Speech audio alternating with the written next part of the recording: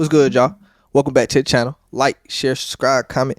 IG, TikTok, bottom video, and we're just gonna hop right into it. So today we'll be talking about DDG and Halle Bailey. So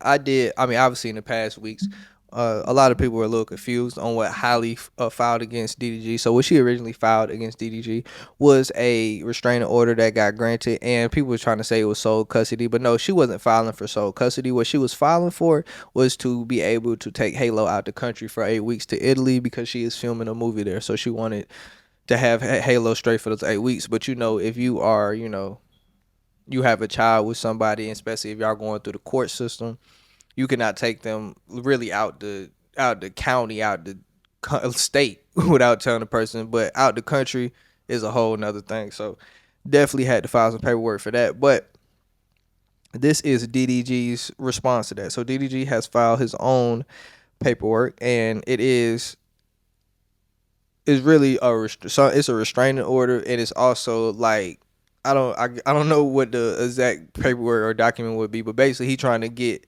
her claim to take him. He's trying to prove that she shouldn't be left alone for 8 weeks and get that thing denied where she's gonna take Halo for 8 weeks. But yeah, we just gonna hop into the paperwork.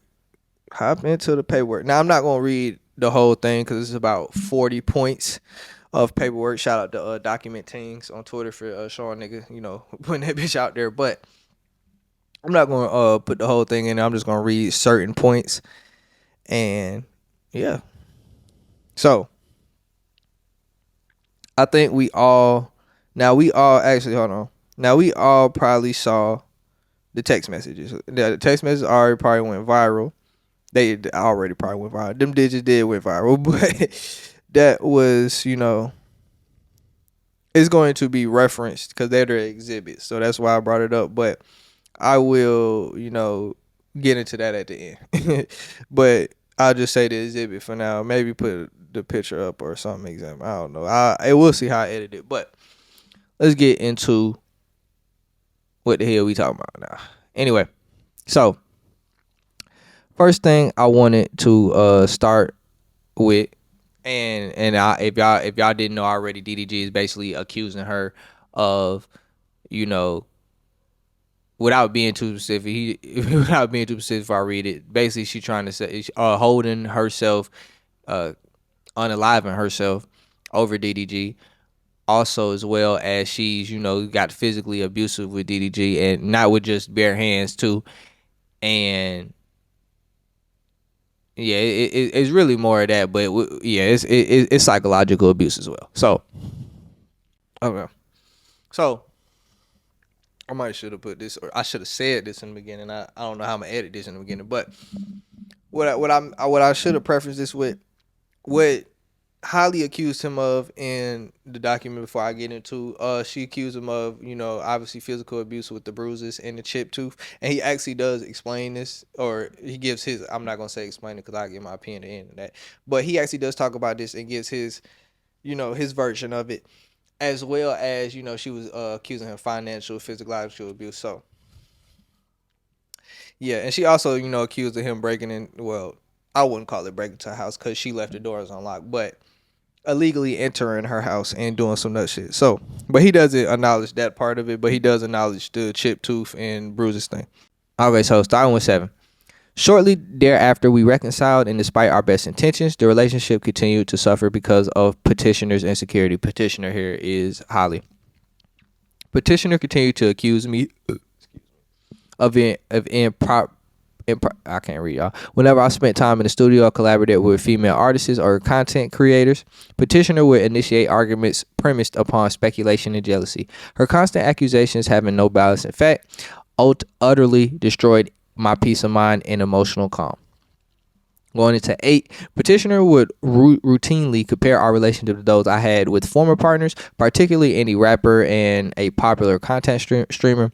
Petitioner would use these comparisons to undermine and criticize me. As a result of petitioner's jealousies and insecurities, I found myself entangled in an on-again, off-again relationship marked by ongoing emotional violence. Oh, I can't read, y'all. I know the word too. Unresolved conflict and repeated attempts at reconciliation that ultimately failed to establish lasting stability. Next screenshot. So, move to 11. Petitioner habitually use verbally abusive and profane language, often yelling "fuck you nigga," "stupid ass bitch," and calling me bitch during arguments. Petitioner would frequently denigrate and demean me by telling me I'm not enough of a man for her. These verbal assaults often occurred in the presence of others, including family members, and most troubling for me, our infant child. Incidents of this nature occurred repeatedly throughout our relationship. So what I was laughing at is her calling him a bitch. I was laughing at that because men don't like be calling the bitches, so I know that didn't sit well with him, that he, said stupid ass bitch and calling me a bitch. So that bitch word ain't sitting well with him. That's why I laugh.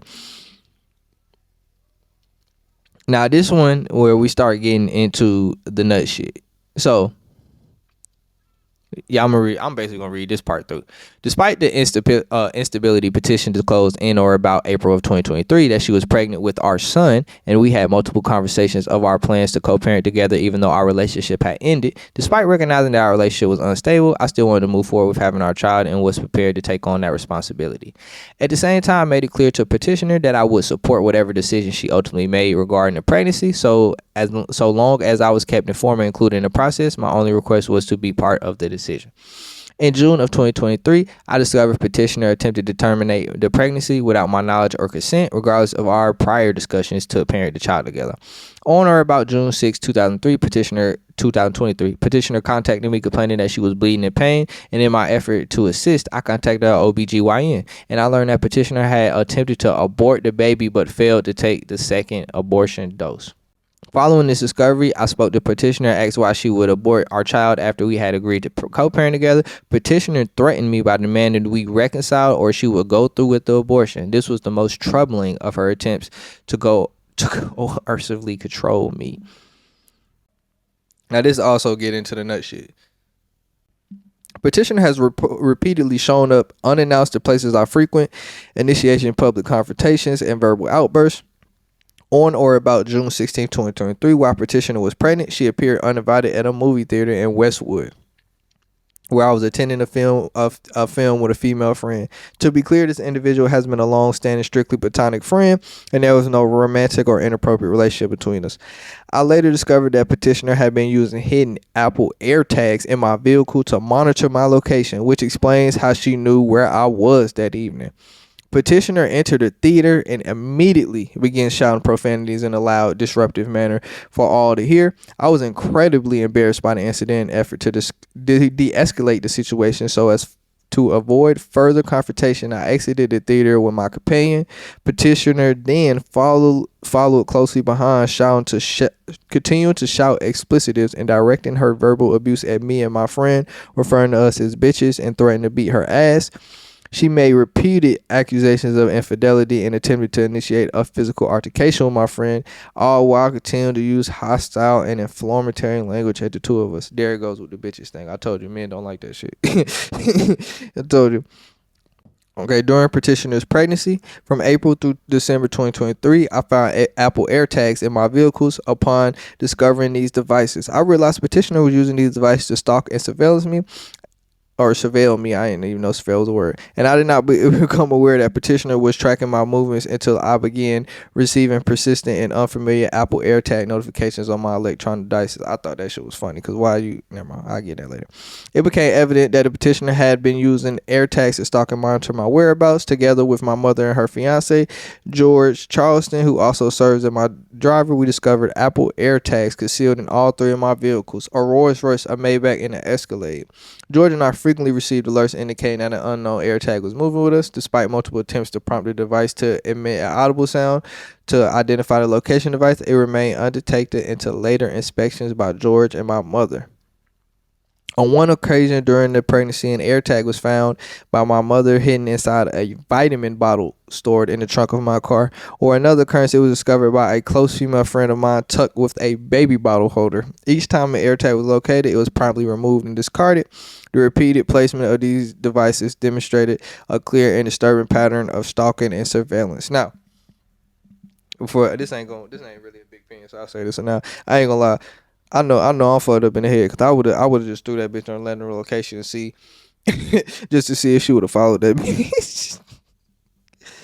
just to see if she would have been dumb enough to follow that bitch at a random location. I never. Notably, on August 16, 2024, I document one such outburst by petitioner as we were leaving a Bruno Mars concert at the Intuit Dome, which we had attended with our son. During this incident, petitioner became upset and demanded we leave. As I was driving back from home from the concert, she began verbally abusive and emotionally unhinged in the presence of our child. She began to hit me as I was driving with our child. Petitioner cleared had no regard for her personal safety or that of our infant son. I ended up pulling the car over or that I could de-escalate her but boy, I can't say that word, and made sure we were safe. I recorded her outburst to preserve a record of her behavior as it reflected on an ongoing pattern. Okay, he keep using this damn word I can't say, that has continued to jeopardize both my emotional well-being and our son's sense of safety and stability. I will play this recording during trial. However, attached here is Exhibit 2 is a true and correct transcript of that recording. Now here's where he's about to explain the Chip 2 shit. On or about January 18, 2025, petitioner agreed that I could pick up our son Halo for an overnight visit. However, when I arrived at her residence, she insisted that we discuss and formalize a visitation schedule, an issue that had become increasingly contentious due to her repeated pattern of using Halo as a means of control, arbitrarily limiting my access based on her information or preference. After placing Halo in his car seat, petitioner unexpectedly entered the back seat of the vehicle and refused to exit, effectively preventing me from exercising my custodial time. Despite my repeated requests for her to leave the car, and she locked herself with Halo and grew increasingly agitated. Concerned for the safety and well-being of our son, I called my mother for guidance on how to proceed. During this incident, petitioner demanded that I talk to her and make a schedule, and then proceeded to strike me from the back seat by launching herself over the center console into the front seat to punch me. As she did so, her own momentum caused her to hit the head on the steering wheel, and at no point did I strike her. In fact, I attempted to shield myself by restraining her arms to prevent further punches. Okay, now this is when we gonna get into her claiming she was going to unalive herself. So he shows the text messages, but now he goes into specific events. So, in or about August of 2023, during a particularly volatile argument, I said it finally, a volatile argument, petitioner became enraged and threatened to end her life using my legally owned firearm. With my consent, she took the weapon and left the house. Alarmed and unable to locate her, I immediately contacted my mother, who arrived shortly after with her fiance George to assist in the search. George ultimately located petitioner outside in possession of a firearm. He safely retrieved the weapon from her. Following this petition proceeded to run upstairs and lock herself in the master bedroom, where she remained lying on the floor in an emotional unstable state. This incident was one of several in which the petitioner's actions posed a serious threat to her safety and the safety of our son by creating an environment of emotional stress and danger within the home. On March 21st, 2024, petitioner sent messages threatening to unalive herself and made statements that suggested she might harm our son. She then attempted to drive while in emotional distress with our child in the car. I was so concerned for Halo's safety that I contacted petitioner's godmother, asking her to intervene. And then here is him saying, given these threats to self-harm, I believe petitioner is a threat to our son's safety, such that she is not allowed to take Halo out of the country to Italy for a period of 2 months. I am finally a concurrent ex parte. That's the name of the application. I was wondering. Ex parte application seeking to preclude petitioner's international travel. In the event this court does not grant the ex parte relief, I will have no choice but to report petitioner's threat to harm herself, thereby placing our son's safety at risk with the Los Angeles Department of Children and Family Services. Is something I was hoping to avoid. Yikes. Yikes. Now this last section ain't really, something juicy. It's just basically saying that, she basically tries to refuse to allow me to see Halo because she doesn't like the content creation with women and that we're not together. That's most of basically what it's saying. So, okay, so Exhibit 1, Haley. That's not right. I have to go. I've been so nice. I've been calm. I'm not broken your property or anything. Here, I have to go. I'm pregnant and you're trying to cause me more stress for no reason. I said this morning respectfully, I'm not arguing with you anymore. You want to be petty? You can be petty by yourself. Stop blocking me. Okay, I gave you a chance. You ruined my whole day. I have to work. Your computer is broken now. Goodbye. Hey, so I'm going to stop calling you. You cheated on me. I literally caught you with another girl last night, and today you stolen my car. All while I'm pregnant, I can't do this anymore. I tried to call you. I'm going to go to the doctor. I'm leaving work now. I'm tired. I tried. Please don't try and say I didn't try to when I'm blowing up your phone.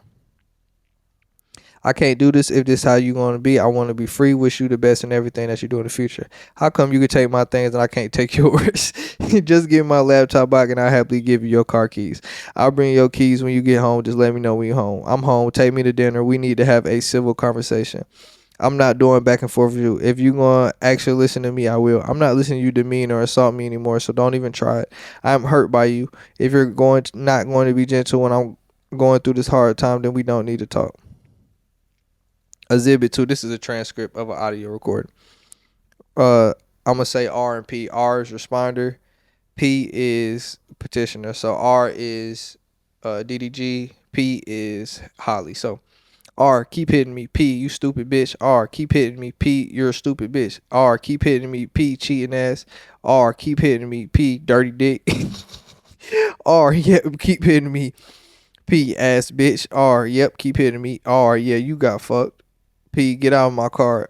R, you got fucked before. Keep hitting me. P, I never got fucked. R, yes you did. Keep hitting me. P, nope, not even by you. R, yep, keep hitting me. P, not even by me. R, keep hitting me. Keep hitting me. P, stupid ass. R, yeah, I bet you calm down. P, get the fuck out my car. R, bet you calm down now. P, get out of my car then. That sounds like it. R, I bet you calm down now. P, get out of my car trying to disrespect me in my car. R, I bet you calm down now. P, so get out. So get out. R, bet you calm down now. P, so get out. R, bet you calm down now. P, what do you think the fucking cone is? Fuck, I don't know what the fuck you. Exhibit 3 is pictures of marks, open wound, things like that.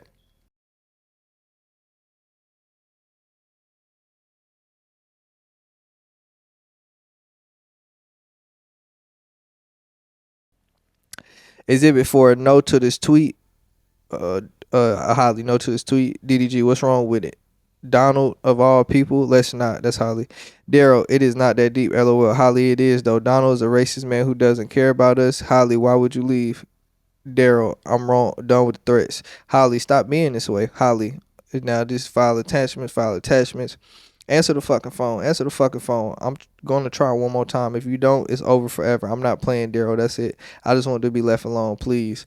I'm calling for help. I have a knife. I'm calling for help, but why don't you care? Do you? But you don't care, do you? Okay, have a knife for what? I called because I needed help, but you showing me time and time again. You just don't care, and that's okay. Whatever I decided to do is none of your concern. Just leave me in peace. I came there to check on you for you to act like and going to hurt yourself to make me feel some type of ways manipulative and selfish. I never thought you would do anything like that. I never thought you would leave either. Guess I didn't know you at all, and nobody's acting like anything. Whatever I decide to do is my decision. Don't feel sad either. It's cool. You literally told me to leave. This push and pull shit you keep doing is childish. You keep threatening to leave me alone and saying you can fuck with somebody else. I'm not sticking around for that. Alright, I ain't finna keep reading all these actually. Fuck all that. These niggas got text messages for that. If you want to read text messages, I'll leave them link in the bottom. There's too many goddamn text messages. But that text message should have told you enough. So I guess I gotta restart my point then. To preface this, I will say I am on nobody's side. I feel like, especially after reading text messages, I mean I already knew this, but both of them are wrong. Both of them did shit to each other that they shouldn't have done. Now it just feels like two people that should have left each other alone before they had a child. Now Halo is here. It seems like a great, healthy, smart kid. So let's not punish Halo for something that he didn't ask to be here.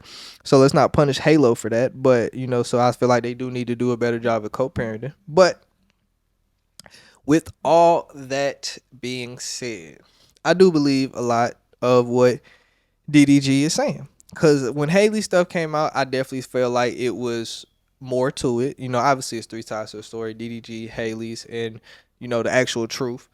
And obviously we won't never get the full truth because we just wasn't at we wasn't present at what happened. But I do believe a lot of what DDG is saying. So obviously, this text message, obviously. So her trying to act like she's going to unalive herself is completely manipulative. That is wrong, disrespectful. I don't know what other words to say, but that is completely wrong. You should never try to do that to somebody. That is never okay. As far as, And I don't think DDG's responses to it wasn't crazy either. DDG sounded like he was responding, trying to help make sure she didn't do anything to herself. But it is wrong that she did put him in that predicament. So I understand his response to that. As far as the physical, if we go, the air tags is out of pocket. Both of them have did shit where they're trying to, get each other's whereabouts and things of that sort. So both of them doing shit like that out of fucking pocket. Another thing that now the physical abuse. I believe that he didn't hit her to chip her tooth. I do believe that because it just takes a lot to, it would just take a lot of force to chip her tooth. And the fact that, if he was saying, okay, let's say he punched her. Let's say he punched her in the mouth and then caused her to chip her tooth. It just would be more than a chipped tooth. You feel me? If I was punching you in your mouth, I probably wouldn't just chip your tooth. If I affected your tooth, I might knock it out before I chip it. On top of the other injuries didn't match up with a nigga was punching my ass to the point that my chipped tooth. So the injury, and if you don't know what injuries I'm referring to in her documents, the chip tooth and the bruising. Now with his side of the story, I understand the bruising, and that's why I kind of felt what it was. The bruising seems like it's coming from restraining her so hard from her not striking him. You feel me? I'm grabbing you. You trying to hit me, so I grab your arms, trying to restrain you from hitting me, and I just gotta grab you so hard because you're coming with so much force that I end up bruising. Your arm. So I believe that part of it. But yeah, it's a lot of shit to it. Both of these niggas is tripping. I will say that, but we will see more on this. Now, as far as the court proceedings go, I do believe that she won't be able to take Halo to Italy. Because what I will say with this, so what she was painting a picture of DD, she was painting DDG is more as abusive on the, you know, on just a relationship romantic side that she was tripping about, supposedly her being in St. Lucia with Brent Fayez, her coming to the house saying your bed like this, you got fucked, all that, it just was a lot on the relationship, and it just abusive. That's all she painted him as, is abusive. What he did, he painted her as abusive and mentally not well. The mentally not well is going to make it a hard discussion for her to. That's why I think it's going to be her trouble in taking Halo away for 8 weeks. And then part of it was he sent a screenshot of, a picture of Halo, like, you gonna leave him alone like this after she threatened to do something like this. So that, I just think it's going to be very hard for them to be like, yeah, let's leave her and somebody who may seem mentally unstable care for 8 weeks straight. So that's why I think it will get nod. As far as the social media thing, I think, fuck it, I'm about to cross into that territory. Fuck it. So women have been coming out and said, nigga, why are you pro DDG, this, and that, and they just going hard against DDG. One, I think it's two parts of this. One, I think they're just doing it because Haley was painted as the victim so much, and this is why I think DDG was getting into it. Like, nigga, this is your image. I've been holding up this golden image of you, and I think that golden image is helping her in some people's eyes instead of actually reading what's going on. That they both is doing crazy shit, and because they was like, oh, if they was like, she's right, someone was like, this is postpartum. If you go through these text messages, some of them I read for you, they say 2022. Now, if you don't know the dates of, I read some of the dates of their relationship, and I said Halo was born in December of 23. He says it in the document. If he was born in December 23, naturally he had to be, start conceived in February, March, somewhere in that ballpark. So them 2022 text messages of her talking about she's going to unalive herself, that's just her. Now, the 2023, while she's pregnant, in 2024, that's where you can get into the postpartum and the prenatal depression thing. Yeah, you can get into that. But the fact that she did that in 2022 before they got pregnant, just because while they were in a relationship, this is her, part of her. I can't say this is postpartum or prenatal depression, because she has a behavior. She does this. Like, she has done this before. So why are we trying to act like it's crazy? So I think, And I basically been saying women should get off of DDG's back, and I get off this man back because he's not all wrong. Now I'm not gonna say I've been trying to say this whole video, he's not all right either, but both of them are wrong. So let's not act like it's something else. But that's all I gotta say though. Like, share, subscribe, comment. I do tip that bottom video, and we up.